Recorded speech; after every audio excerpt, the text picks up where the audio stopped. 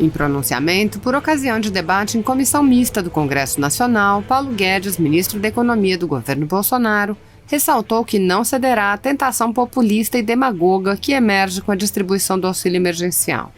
O ministro enfatizou que, conforme determinado pelo presidente Jair Bolsonaro, a assistência tem caráter finito e foi promovida devido à situação excepcional. Guedes argumentou: o que nós não vamos fazer é uma irresponsabilidade fiscal.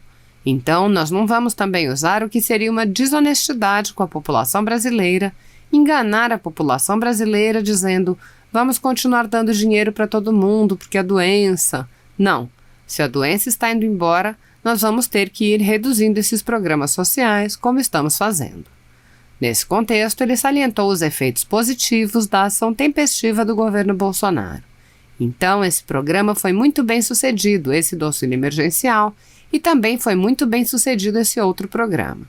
E agora, nas conversas internacionais, tivemos reuniões com a FMI, tivemos reuniões com o Banco Mundial. A posição do Brasil está surgindo como realmente surpreendendo o mundo, porque nós estamos voltando.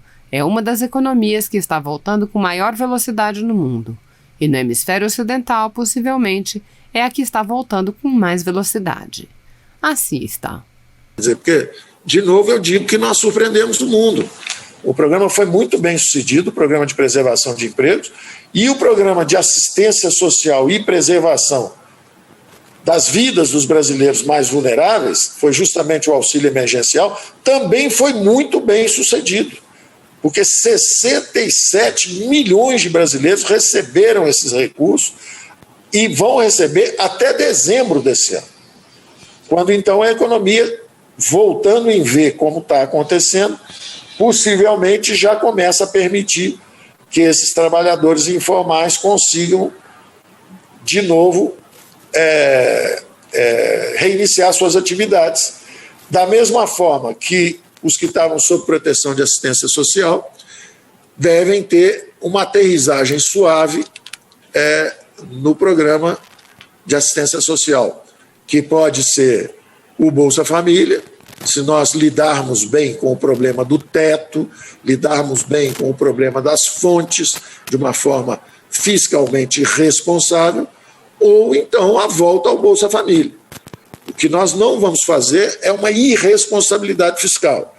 Então, nós não vamos também usar o que seria uma desonestidade com a população brasileira, enganar a população brasileira, dizendo que, olha, não, vamos continuar dando dinheiro para todo mundo, porque a doença... Não. Se a doença está indo embora, nós vamos ter que ir reduzindo esses programas sociais, como estamos fazendo. Caiu de 600, voltou para 300, reduziu-se para 300, e a base tem que trocar de novo também de indivíduos para famílias, que era o Bolsa Família antigamente. Nós partimos para auxílios individuais, então a mesma família que tinha, de repente, 2, 3 pessoas e vivia com R$200, cada um da família passou a receber R$600. Então saiu de 200 para 1.800.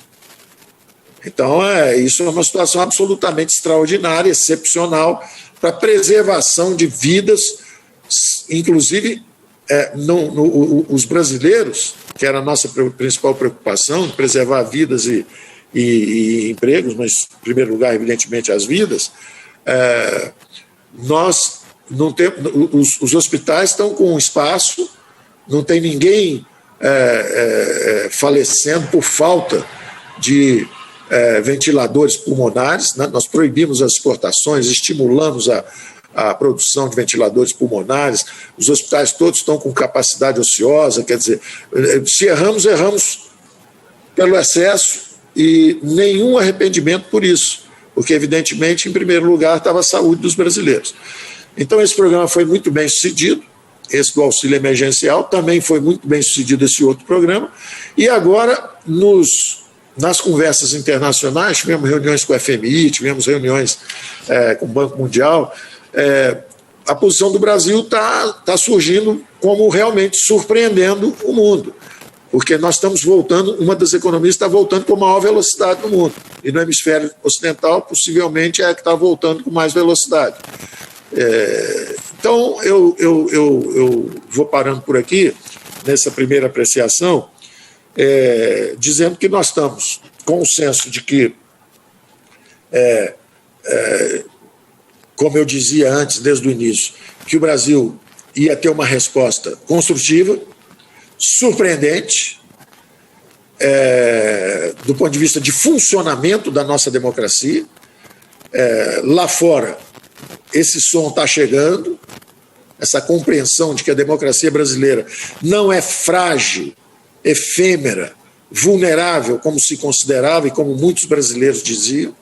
Ao contrário, é resiliente, é funcional, ela deu solução para a crise. Rapidamente, inimigos políticos, poderes que se desentendiam, se acertaram, demarcaram seus territórios e emitiram a resposta à crise. E o Brasil está enfrentando a crise com dignidade, com responsabilidade, com esforço, com solidariedade. Os programas, destacando novamente, mais bem-sucedidos, eu acredito que foram o auxílio emergencial, que era justamente uma construção que foi conjunta, e também o plano de sustentação de empregos, que a gente chama de é o benefício emergencial às empresas que mantiveram empregos. Esses foram muito bem-sucedidos. Foi muito útil, vimos aqui e conversarmos, porque escutei muitas críticas também de que o crédito não estava chegando na ponta. Então, continuamos também trabalhando com o Congresso, particularmente com o Senado, nessa dimensão do crédito, e acertamos a mão. O crédito acabou chegando lá com o Pronamp, os senadores foram muito importantes no desenho final desse programa, e estamos saindo do outro lado dessa primeira grande onda que se abateu sobre nós, que foi a onda da saúde. Estão descendo as mortes diárias, estão funcionando os sistemas descentralizados de saúde e, por outro lado, o sistema centralizado, federal, de assistência social, que foi o auxílio emergencial, além do sistema descentralizado de saúde, que foi o SUS, tudo funcionando direito. Houve, inclusive, só para finalizar, seguramente essa pergunta vai ser feita sobre o SUS, ali na frente a gente conversa sobre isso. Então eu ficaria por aqui nessa avaliação inicial para não estourar o nosso tempo. Fiquei um pouquinho acima dos 30 minutos foram concedidos, fiquei 32 minutos. Desculpe, senador Confúcio. Obrigado. Quanto mais eu leio, e ouço sobre esse tema, eu percebo que os estudiosos estabelecem uma diferença assim muito muito clara entre o jornalismo profissional, tradicional, e esse material que tem incomodado muita gente, seja em blogs, em sites, em memes, em mensagens. E me parece que se toma como pressuposto de que o jornalismo tradicional faz uma rígida checagem do que ele publica. E a minha experiência mostra que o jornalismo profissional, falo isso com muito respeito, e nunca fui defensora de regulamentação, nem de censura, jamais, nem sempre checa tanto, E a experiência política de décadas no nosso país mostra que, em vários estados, famílias com muita força política controlam os meios de comunicação. TVs, rádios, jornais, não raras vezes a mesma família tem todos esses tipos de veículo. Então, com todo respeito, eu fico um pouco até chocada quando eu ouço essa tranquilidade com que se opõem os veículos tradicionais e essas novas formas, Então eu pergunto para o senhor, será que nós não estamos enfrentando uma guerra entre o jornalismo profissional, esses grandes veículos de comunicação e esses novos veículos, que claro, podem ser melhorados, podem ser debatidos, aprimoramento ético sempre deve ser feito nos dois lados, em todos os lados, mas não estaria aí também uma guerra de espaço, Então, esse é um primeiro ponto que eu levanto. Uma outra questão, hoje, inclusive, teve uma matéria interessante falando sobre o dinheiro de publicidade do Banco do Brasil, que o Banco do Brasil foi proibido de publicar em determinados sites que entenderam que propagariam notícias falsas. E o Banco do Brasil está reclamando porque ele, de alguma maneira, foi o que eu entendi, conseguia abrir mais contas ou alcançar mais clientes com o formato de publicidade que ele fazia antes.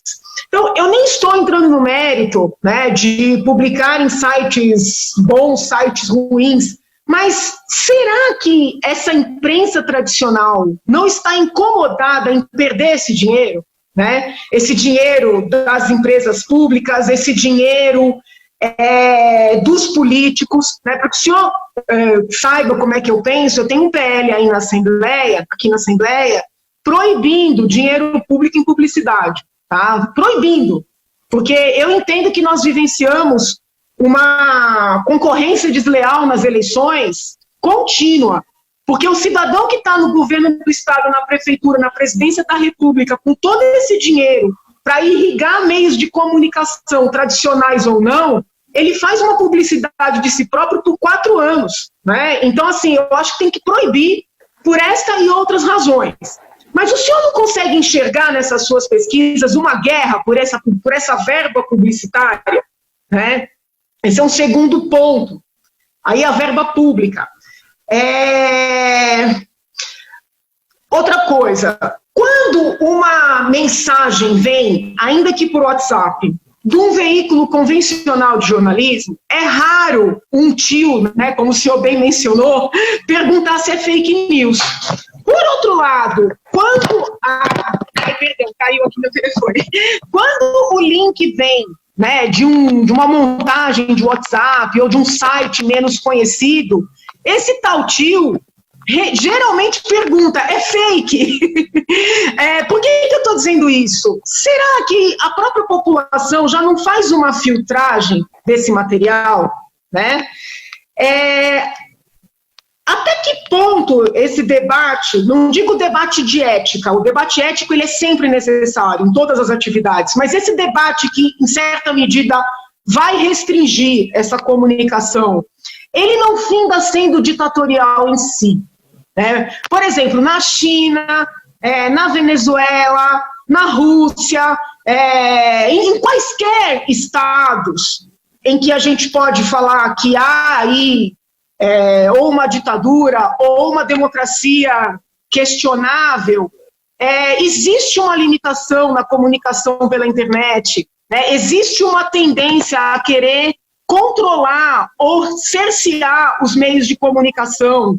Então, eu tenho medo desse debate, você entendeu? Vou dar alguns exemplos. Né? Havia vários boatos, lá atrás, 10, 20 anos atrás, de envolvimentos de grandes nomes do PSDB com escândalos de corrupção. Esses tais boatos foram tratados como fake news, com outra designação, mas como fake news por anos a fio. E algumas denúncias que começam a eclodir mostram que os tais boatos de 10, 20 anos atrás, as tais fake news, podem ser verdade. Então, será que a gente ganha, né, em termos de democracia, de acesso à informação, de combate à corrupção, com esse trabalho de cerceamento na comunicação? Né? Até que ponto deixar fluir a informação, né? Deixar fluir a informação e que essa rede, que ela se autorregule, né? Até que ponto isso não é um ganho maior em termos de democracia, sobretudo na área política, quero deixar bem claro.